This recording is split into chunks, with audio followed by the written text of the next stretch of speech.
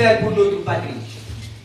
Nous savons tous que la situation des droits de l'enfant est complexe, car dans la plupart des pays, le respect des droits des enfants ne sont pas considérés.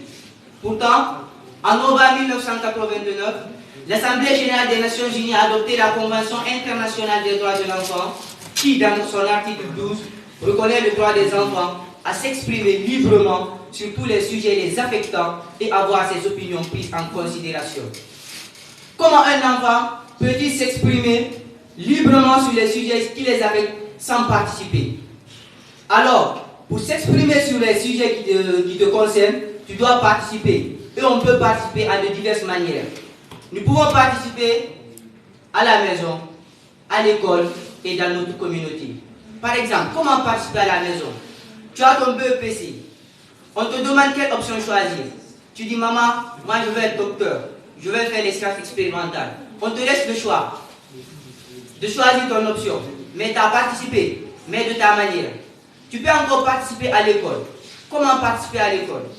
Par exemple, lors de votre kermesse, on vous demande de choisir une activité à faire. Soit tu prends de la poésie, du slam et tu as participé. Et dans ta communauté, tu peux participer. Nous sommes là, nous sommes en train de participer. Parce que nous sommes en train de parler de nos droits, du droit à la participation des enfants. Mais attention, le fait de nous donner le droit de participer, de nous exprimer librement, ne signifie pas d'oublier nos devoirs. Nous devons respecter nos devoirs et faire attention à ne pas émettre des paroles racistes. Les avantages de la participation.